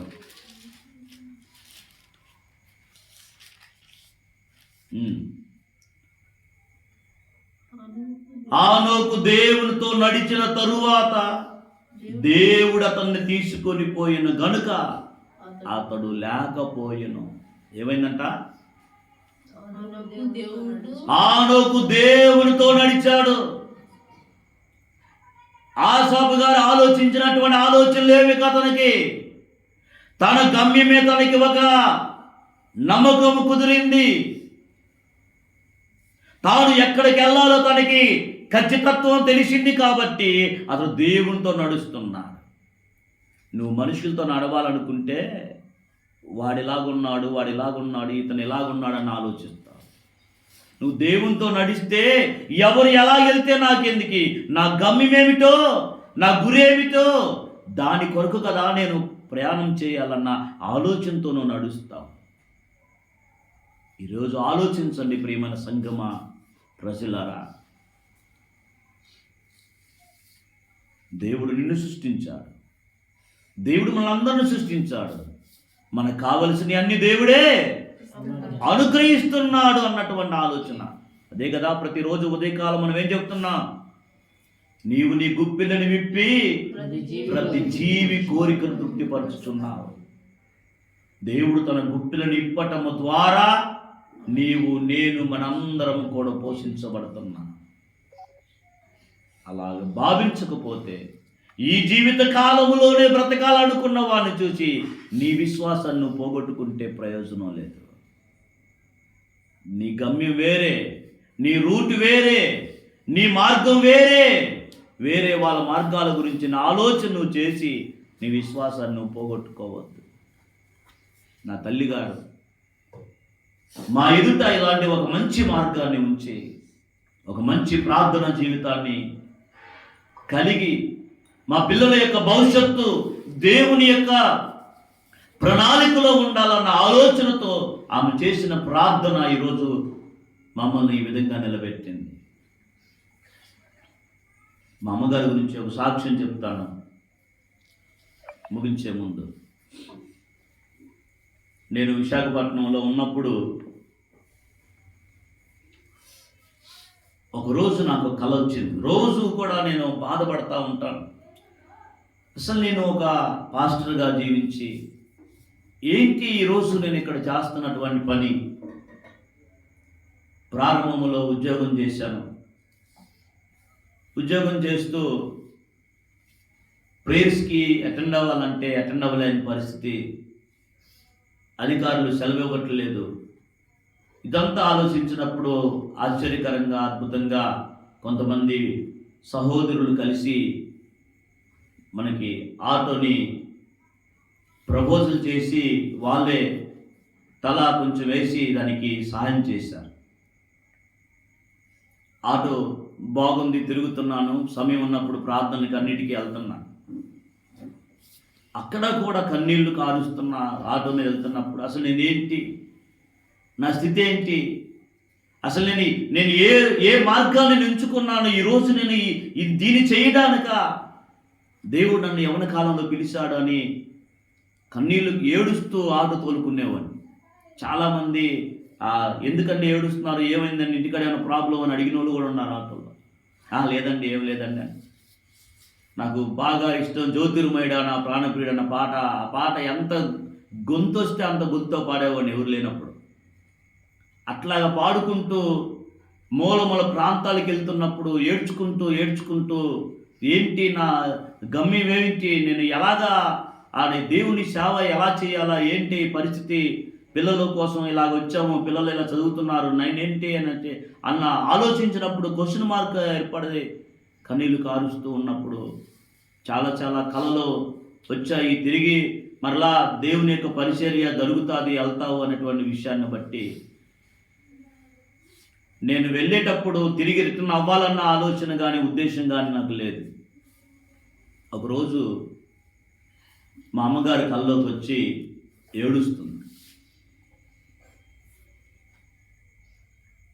బాగా ఏడుస్తుంది. ఏంటమ్మా ఏడుస్తున్నావు అంటున్నా. నాకు ఏడుపు వస్తుంది. మా అమ్మగారు ఏడుస్తున్నా, నేను ఏడుస్తున్నా. ఏంటమ్మా ఏడుస్తున్నావు అని అంటే చెప్తే నమ్మరు. చచ్చిపోయిన వాళ్ళు వస్తారా, మాట్లాడతారా అనుకుంటారు చాలామంది. దానికి చాలా విషయాలు ఉంటాయి. నేను చెప్పేది నువ్వు చేయకుండా ఎక్కడ ఉన్నావు, నువ్వు దేవుని పని చేయకుండా ఎక్కడున్నావు నువ్వు అని అంటాను. లేదమ్మా నేను నువ్వు చెప్పినట్టు చేస్తానమ్మా, నేను దేవుని పని చేస్తానమ్మా, నువ్వు ఏడవబాకమ్మా అని అంటున్నా. నానేడమ్మా ఒకదాని వచ్చావు అని అంటే అడుగు నాన్న అని చెప్పేసి మా నాన్నగారిని చూపించింది. ఆయన ఏడుస్తున్నాడు. ఏందన్నా ఏడుస్తున్నావు అంటే ఆయన ఇదే మాట మాట్లాడుతున్నా, అమ్మ మీరు ఆడవబాకండి, నేను మీరు చెప్పినట్టే చేస్తాను, దేవుని పని చేస్తాను, మీరు ఆడవబాకండి అని అంటే, ఎప్పుడైతే నేను మాటలు చెప్తున్నానో వాళ్ళు అట్లాగే నాతో మాట్లాడుతూ అలాగ వాళ్ళు పైకి వెళ్ళారు. నాకు తర్వాత మెలకు వచ్చింది, భయం వేసింది, ఏంటి ఎలాగొచ్చింది అని. చాలా విషయాలు నేను మా భార్యతో పంచుకుంటూ ఉంటాను.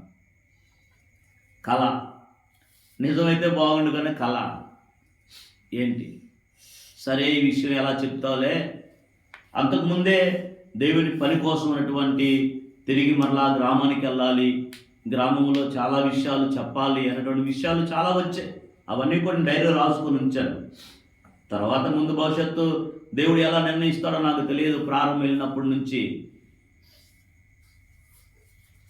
సార్ గారికి కూడా నేను చెప్పలేదు. తర్వాత సార్ గారు ఒక స్టోరీ చెప్పారు. ఏం చెప్పారంటే, ఒక రబ్బీ గారు దగ్గర శిష్యుడు, ఆయన కూడా పెద్ద రబ్బీ. ఆయన ప్రతిరోజు కూడా 12 క్లాసులు, తోరా క్లాసులు చెప్తాడు పిల్లలకి. ఎంతోమందిని వారి ముందు భవిష్యత్తు కొరకు తయారు చేస్తున్నాడు ఆ రబ్బీ గారు. సంవత్సరం వచ్చేసరికే తల్ముదు పుస్తకాలన్నీ కూడా బాగా చదివేటువంటి ఒక మంచి శిష్యుడు ఆయన. ఒకరోజు తన గురువుగారిని చూద్దామని చెప్పేసి వచ్చాడంట. ఏం చేస్తున్నావు అని అంటే, నేను ఇలా క్లాసులు తీసుకుంటున్నాను, 12 క్లాసులు, చాలామంది విద్యార్థులు ఉన్నారు నా దగ్గర, నేను చాలా చదువుతున్నాను, తల్ముదు ఇవన్నీ కూడా స్టడీ చేస్తున్నాను, మీరు నేర్పించినటువంటి మార్గంలో నడుస్తున్నానని చెప్పేసి వాళ్ళ గురువు గారికి చెప్పాడు. అయితే నువ్వు వెళ్ళి జట్కా బండి వేసుకొని నువ్వు జీవించిపో అన్నాడు. ఏం బండి? గుర్ర బండి. జట్కా బండి, గుర్ర బండి వేసుకొని నువ్వు బ్రతుకు వెళ్ళి అన్నాడు. ఇది అర్థం కాల ఒకసారిగా. నేను తోరా స్టడీ చేస్తున్నాను, ఎంతోమంది పిల్లలకి తోరా నేర్పిస్తున్నాను, విద్యార్థులు తయారు చేస్తున్నాను, తోరా విషయాలు అజ్ఞానంలో ఉన్న వారికి వెలుగులు తీసుకొని రావడానికి చాలా విషయాలని ప్రపంచానికి తీసుకొని వస్తా ఉన్నాను. నేను సోపరిగా ఉంటే నువ్వు చెప్పినట్లు బాగుంది.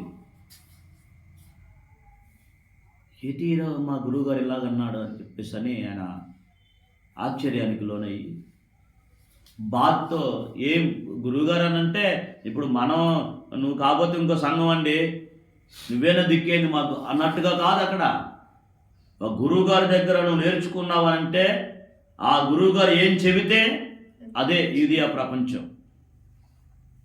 నువ్వు కాకపోతే ఇంకో సంఘం. అట్లాగా ఇంటికి వెళ్ళాడు. సంతోషంగా వెళ్ళాడా? చాలా బాగా దిగులుతో వెళ్ళాడు, వేదంతో వెళ్ళాడు. వెళ్ళిన తర్వాత వాళ్ళ భార్య అడుగుతుంది, ఏంటండి ఏంది ఏడుస్తున్నారేంటి, ఎప్పుడు మీరు ఏడవలేదే, మీకెందుకండి ఇంత బాధ, ఇంతమందిని తోరా జ్ఞానం నడిపిస్తున్నారు, ఎందుకండి మీరు ఏడుస్తున్నారని చెప్పేసానంటే, గురువు గారిని కలిసాను ఈరోజు, మా రబ్బీ గారు ఇలాగన్నాడు. ఆమె ఒకసారి ఆశ్చర్యానికి లోనయ్యి ఇతను బాధపడుతున్నాడు. ఆమె ఆలోచిస్తుంది, ఆలోచించి ఒక చక్కని ఆలోచన చెప్పింది. ఏమండి, రబ్బీ గారు చెప్పారంటే ఆయన కారణం లేకుండా ఏది చెప్పడు. నువ్వు పరిశుద్ధతలో జీవిస్తూ అనేక మందిని పరిశుద్ధ మార్గంలో నడిపించడానికి తర్పీదిస్తున్న నిన్ను గుర్రబండి వేసుకొని బ్రతుకు అన్నానంటే దానిలో ఏదో కారణం ఉంది. ముందు రబ్బీ గారు చెప్పినట్టు ఈ పని ఆపేసి నువ్వు గుర్రబండి వేసుకోపో అన్నాడు. వాళ్ళ భార్య ధైర్యం వచ్చింది, అవమానం ఫీల్ అవుతున్నాడు. గుర్రబండి కొనుక్కున్నాను. చూసిన వాళ్ళందరూ ఏమంటున్నారు, రబ్బీ గారి క్లాసుకు రండి, రబ్బీ గారి క్లాసుకు రండి. నేను చెప్పట్లేదు. ఇదేంటి సన్నగా, ఇంత మంచి జ్ఞానవంతుడు, ఇంత మంచి తెలివి కలిగిన వాడు గుర్రబండి కొనుక్కొని బ్రతకాల్సిన పని ఏమిటి అని అందరూ అంటున్నారు. ఇతను ఏం పట్టించుకోవట్లేదు. ఈ రబ్బీ గారి యొక్క గుర్రబండి నేర్చుకున్నాడు, తర్పిదయ్యాడు, గుర్రబండి నేర్చుకున్నాడు, ఊర్లో తిరుగుతూ ఉన్నాడు. ఒకరోజు తన ప్రయాణంలో ఒక ప్రాంతానికి వెళ్ళిపోయి అక్కడ ఉండాల్సి వచ్చింది. ఆ నైట్ అక్కడ ఉండి మార్నింగ్ రావాలి. ఇక నైట్ రాత్రులు మనలాగా స్ట్రీట్ లైట్లు లేవు కదా. ఆ రోజు ఆయన దిగినటువంటి హోటల్లోనే ఇంకొక అతను కూడా దిగాడు. ఆ పోటపూళ్ళు ఉంటారు కదా, అక్కడ దిగినప్పుడు ఆ హోటల్లో ఆ వ్యక్తి ఇంకొక అతను మార్నింగే బయలుదేరి వేరే ప్రాంతానికి వెళ్ళాలి.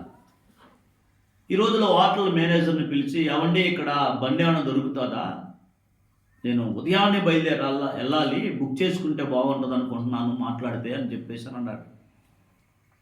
సరేనయ్యా, ఒక అతను వచ్చాడు మన హోటల్కే, గుర్రబండి వేసుకొని వచ్చాడు, ఈ రైతు నుండి రేపు వెళ్ళిపోతాను అన్నాడు, మరి అతను అడుగుదామని చెప్పేశానని మాట్లాడాను. మాట్లాడారంటే ఓకే అండి నేను వస్తాను, మిమ్మల్ని 3 గంటలకు నేను తీసుకొని వెళ్తాను అని చెప్పేసి అని అన్నాడు. యూదుడు ప్రతి ఉదయకాలం ప్రార్థన చేయాలి. మనం చేస్తున్నాం కదా, ఉదయం 6 గంటలకు. చీకట్లో వెళ్ళాలి, వెలుతురులో బయటికి రావాలి. అటు చీకటి ఇటు రాత్రి, అటు చీకటి ఇటు వెలుగు, ఆ రెండు యూదుల యొక్క ప్రార్థన మార్నింగ్ ప్రేయర్ ఉంటుంది. సో మరి ఇతను మార్నింగ్ 3 గంటలకు తీసుకొని వెళ్తే మరి అతను ప్రేయర్ ఎప్పుడు చేస్తాడు? ప్రేయర్ చేయకుండా అతను బయటికి వెళ్ళాడు. కాబట్టి ఇతనికి ఏమనుకున్నాడంటే, సరే నేను కనుక పడుకున్నాను అనుకో 3 అయిపోతుంది, లేపేస్తారు, నేను ప్రార్థన చేసుకోవడానికి అవ్వదు, నా నిద్రను త్యాగం చేసి నేను ప్రార్థన చేస్తాను ఈ రాత్రి అనుకొని ప్రార్థన మొదలుపెట్టాడు. నైట్ అతనికి నాలాంటి స్వరం ఎక్కువ, ఏమని, పెద్ద గొంతు. ఇక చిన్నగా చేసినా కానీ పెద్దగా వినబడుతుంది. యూదుడు పెద్దగానే చేస్తాడు, ప్రార్థన చేస్తున్నాడు. అతని ప్రార్థనకి ఈ పక్క గదిలో దిగినటువంటి ఈ ఉదయం ప్రయాణకుడు ఉన్నాడు కదా, అతడికి ఆ ధనవంతుడు, బాగా వ్యాపారస్తుడు, ఆ వ్యక్తికి కోపం వచ్చి ఇక మేనేజర్కి వచ్చి, ఎవడ్రా అని అలాగ అరిసి, ఈ వ్యక్తినే నాకు మాట్లాడావో, వాడు నిద్రపోకుండా ఒకటే ప్రార్థన చేస్తున్నాడు గట్టిగా, నాకు నిద్ర రావట్లేదు, నిద్రపోకుండా ప్రార్థన చేస్తున్నాడు, ఉదయకాలం ఎక్కించుకుంటాడు, కనుమూసాడు అనుకున్న పరిస్థితి ఏంటి, ఈ పని నాకు వద్దు, వేరే పని నువ్వు మాట్లాడని చెప్పేసి అని మేనేజర్కి చెప్పాడు. ఈ విషయం ఎవరికి తెలియదు? ఈ యూదుడికి తెలియదు. ప్రార్థన చేస్తున్నాడు. లాస్ట్కి వచ్చేసరికి క్షమా ప్రార్థన ఏంటి? షమా ఇశ్రాయేల్ అషేమెలకేను అనేది అదా? బిగ్గరగా చేయాలి క్షమా. ప్రేయర్స్ చేసుకుంటూ వచ్చి ఆ క్షమా ప్రేయరు బిగ్గరగా చేయాలి. ఆ బిగ్గరగా చేస్తున్నప్పుడు ఈ ధనవంతుడు ఎవరైతే మార్నింగ్ వెళ్ళాలనుకున్నాడో చూసావా, ఆ ధనవంతుని యొక్క సోల్ టచ్ అయిందంట. అతడు ఎప్పుడో బాల్య దినముల యందు వాళ్ళ అమ్మ నాన్న నేర్పించినటువంటి ఈ క్షమ, ఈ ప్రేయర్స్ ఇవన్నీ గుర్తొచ్చాయట. ఒక్కసారికి గుర్తొచ్చి, అయ్యో నేను ఎవరిని, నా స్థితి ఏమిటి, అయ్యో నేను ఒక యూదుడిని కదా, నా వ్యాపారంలో పడి, నా ధనములో పడి, నా యొక్క ఈ భౌతిక ప్రపంచంలో పడి, ఈ జీవిత కాలములో నేను జీవించడానికి కావలసిన అవసరాల కోసం నేను పరిగెత్తి, నేను దేవునితో ఉన్న నా సహవాసాన్ని నేను కోల్పోయానే అని చెప్పేసి అని అతను హృదయంలో పశ్చాత్తాపడి అర్జెంటుగా కిందకు దిగొచ్చి మేనేజర్తో మాట్లాడాట. ఎవరిని మాట్లాడొద్దు, నేను మార్నింగ్ ఈ గుర్ర బండిలోనే వెళ్తాను అని. తెల్లారి 3 అయింది, ఇద్దరు బయటకు వచ్చారు, ఎక్కారు, గుర్రబండి ఎక్కారు. అప్పుడు మొదలుపెట్టాడట. ఎవరు? ధనవంతుడు. సార్, మీరు ఈరోజు ఈ వాట్లకు రాకపోతే నా భవిష్యత్తు ఏమైపోయి ఉండేదో, నా యూదు యొక్క జన్మ ఏమైపోయి ఉండేదో నాకు తెలియదు. నా బాల్య దినముల యందు నా తల్లిదండ్రులు నేర్పించినటువంటి ఆ ప్రేయర్స్ అన్నీ కూడా ఒక్కసారి మీ క్షమ చెప్పినప్పుడు నాకు జ్ఞాపకం వచ్చాయి. నా నా గత బాల్య భవిష్యత్తు అంతా కూడా నాకు జ్ఞాపకం వచ్చింది. నేను ఒక యూదుణ్ణి, నేను దేవునితో సావాసం చేయాలి, దేవుని యొక్క ప్రార్థన చేయాలి, దేవునితో నేను ఉండాల్సిన వ్యక్తిని ఈ భౌతిక ప్రపంచంతో నేను జీవిస్తున్నాను అన్న సంగతి నాకు అర్థమైంది. ఇక మీదట నాకు దేవుడు తప్ప ఈ భౌతిక ప్రపంచంలో ఉన్నది ఏది కూడా నాకు ప్రాముఖ్యం కాదు అని చెప్పేసి అతను నిర్ధారణ చేసి అతను అక్కడ పశ్చాత్తాపడి ఆ రబ్బీ గారితో అతను డిస్కషన్లో దిగి తోర నేర్చుకుంటూ వెళ్ళిపోయారు. ఆ యూదుని యొక్క ఆత్మ తిరిగి రిస్టోర్ అయింది. తాను ఏ దిశగా వెళ్ళాలో ఆ దిశగా వెళ్ళకుండా వేరే రూట్లో వెళ్తున్నటువంటి ఆ వ్యక్తి దేవుని మార్గంలోకి తిరిగాడు, వెళ్ళిపోయారు. చాలా రోజులైంది. రబ్బీ గారిని పలదీచొద్దామని చెప్పేసి అని వెళ్దామని వెళ్ళాడు. వెళ్ళేటప్పటికి ఇలా గురువు గారు చనిపోయారు. వాళ్ళ కుమారుడు రబ్బీ అయ్యాడు. అప్పటికి ఆ రాత్రి ఈ రాత్రి జరుగుతుంది ఎక్కడ? హోటల్లో. ఆ రాత్రి వాళ్ళ కుమారుడికి వాళ్ళ నాన్నగారు వచ్చి చెప్తున్నాడు, పలానా షిమ్యోన్ అనే రబ్బీ వస్తాడు. పేరు చెప్తున్న పేరు షిమ్యోన్ అనే రబ్బీ వస్తాడు, అతను రాగానే చెప్పు, మా నాన్నగారు చెప్పమన్నారు, నువ్వు వెళ్ళి ఇంకా తోరా స్టడీ చేసుకో అని చెప్పేసి చెప్పమన్నారు అని చెప్పేసి, నువ్వు నీ పని అయిపోయింది, నువ్వు వెళ్ళి ఇంకా తోరా స్టడీ చేసుకో అని చెప్పమన్నారని చెప్పు అన్నాడు. ఇది కూడా కాలే. వాళ్ళ నాన్నగారు ఈ రబ్బీ గారితో మాట్లాడుతున్నాడు ఈ విషయం. అయిపోయింది. ఆ రబ్బీ గారు వాళ్ళ గురువు గారిని చూద్దామని చెప్పేసి వాళ్ళ ఇంటికి వచ్చాడు. నాన్నగారిని కలవాలండి అని. నాన్నగారు లేదా? కానీ మా నాన్నగారు నీకు ఒక మాట చెప్పమన్నారండి. ఏంటో నాకు తెలియదు, కానీ నీవు చేయాల్సిన పని అయిపోయింది, నీవు ఇంక తోరా స్టడీ చేసుకోమని చెప్పేసి చెప్పమన్నారు నీకు అని చెప్పేసి చెప్పారు. ఈ విషయాల్లో ఆ తర్వాత వచ్చే షబ్బాతులో సార్ చెప్తున్నారు, ఈ కళలో ఈ రబ్బీ గారు నాన్నగారు వచ్చి మాట్లాడటం, ఇది అతని యొక్క విషయాలు రూఢీపరచడం, ఇవన్నీ కూడా సార్ చెప్తున్నారు కళ. నాకు అంతకుముందు ఈ కళ వచ్చింది. మా అమ్మగారు మా నాన్నగారు ఏడుస్తూ ఇట్లాగా నువ్వు దేవుని పని చేయాలి అనేటువంటి విషయాన్ని బట్టి అవన్నీ డైరీలో ఉన్నాయి. ఎప్పుడైతే నాకు సార్ ఈ క్లాస్ తీసుకొని వచ్చారో ఈ స్టోరీని, నాకు వచ్చినటువంటి కళ నాకు కన్ఫర్మేషన్ అయింది.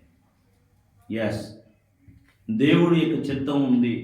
దేవుడు తిరిగి మళ్ళా దేవుని యొక్క పని చేయడానికి, దేవుని యొక్క నోటి బోరగా ఈ గ్రామంలో తిరిగి ఆయన మాట్లాడటానికి దేవుడు నిర్ణయించాడు. నా యవన కాలంలో నేను సమర్పించుకున్నటువంటి ఆ సమర్పణ ఏది కూడా అర్థం కాలేదని అప్పుడు నిశ్చయంతో జరిగింది. అట్లాగా చాలా కళలు ద్వారా నేను దర్శించబడి సార్ నా కళలు నేను దేవుడిని కూడా ప్రార్థన చేశాను. నీవు నాకు చెప్తే ఏంటి, నా గురువుగారికి చెప్పకుండా? నా గురువుగారు చెప్పి నన్ను వెళ్ళమంటే అప్పుడు నేను వెళ్తానని చెప్పేసి అట్లా కూడా దేవునికి నేను మొరపెట్టాను. ఒక కళలో సార్ గారు కూడా వచ్చి నువ్వు దేవుని పని చేయాలి అని చెప్పేసి చెప్పడం జరిగింది. అది కూడా రాసించాను. ఇప్పుడు సారే ఆ విషయాలన్నీ తీసుకొని వచ్చి ఒకరోజు సార్ ఎప్పుడు వెళ్ళమంటారు, మీరు చెప్పేటువంటి వాక్యాలన్నీ నా జీవితం కోసమే, నేను దేవుని పని చేయకుండా లేట్ అవుతున్నాను అన్నట్టుగా అనిపిస్తుంది, ఎప్పుడు వెళ్ళమంటారంటే ఇక్కడ కూర్చొని ఏం చేస్తున్నావు అని అన్నాడు. అంటే దేవుని పని చేయడానికి ఎంత త్వరగా నువ్వు వెళ్ళాల్సింది అన్నటువంటి విషయాన్ని అక్కడ సార్గా తెలియజేశారు. ఓకే సార్, అశయం కృపను బట్టి నేను మా భార్యతో మాట్లాడా, దేవుడు వెళ్ళమన్నాడు, గురువుగారు వెళ్ళమన్నాడు, మనం లేట్ చేయకూడదు. పరిస్థితి చూస్తే చాలా క్రిటికల్గా ఉంది. రావడానికి ట్రాన్స్పోర్ట్, ఇదంతా కూడా చూస్తే చాలా, ఇదంతా మనం ఆలోచిస్తే కానుక అయిపోయిన తర్వాత వెళ్దామన్న ఆలోచన ఒకటి. లేదు, దేవుడు ముందు వెళ్ళమన్నాడు, గురువు గారు కూడా చెప్పాడు వెళ్దామన్నటువంటి ఆలోచన ఒకటి. ఆర్థిక పరిస్థితుల వైపు చూస్తేనేమో కానుక తర్వాత వెళ్దాం అనిపిస్తుంది. దేవుని ప్రవక్తలు, దేవుని పిల్లలు మాట్లాడినటువంటి మాట చూస్తేనేమో అర్జెంటుగా వెళ్ళాలనిపిస్తుంది. ఏం చేద్దాం అంటే సార్ చెప్పారు కాబట్టి మనం వెళ్దామనే పరిస్థితులు ఏదైనా సరే అని చెప్పేశాను. అశ్యం యొక్క కృపను బట్టి శూన్యంగా ఉన్నటువంటి పరిస్థితి సమృద్ధి అయ్యి దేవుడు ఇక్కడ తీసుకొని వచ్చి ఇదిగో మనం చూస్తున్నటువంటి ఈ పనులన్నీ కూడా చేసుకోవడానికి కృప సామర్థ్యాన్ని అంతవరకు దేవుడు మనకిచ్చారు. చెప్తున్నా, దేవుని యొక్క ప్రణాళికలు మనం ఉంటే మనం తప్పిపోం. సృష్టికర్త ఒక్కడే, ఆయనకు పేరు ఒక్కటే, సమస్త జనులు కూడా ఆయన ఎదుటే నమస్కరించాలి, ఆయనకే మొక్కాలి, ఆయన ఎదుటే మోకరిల్లాలి. ఈ విషయాలన్నీ కూడా భవిష్యత్తులో దేవుడు మన కళ్ళ ముందు జరిగిస్తారు. బరుకషే. కాబట్టి దేవుడు నన్ను చేర్చుకుంటాడు అన్న నిశ్చయతతో నీ చుట్టుపక్కల ఏం జరుగుతున్నా నువ్వు పట్టించుకోకుండా, తోరా స్టడీ విషయం నిర్లక్ష్యం చేయకుండా, దేవుని జ్ఞానాన్ని సంపాదించడానికి ప్రాకులాడుతూ ఉంటారో వాళ్ళు ఆ నిశ్చయతలో ముందుకెళ్తారు. లేకపోతే ఈ జీవితకాలం కొరకే బ్రతకాలనుకుంటావా, నీకు అన్నీ వస్తాయి. అందరికీ షలోమ్. సదా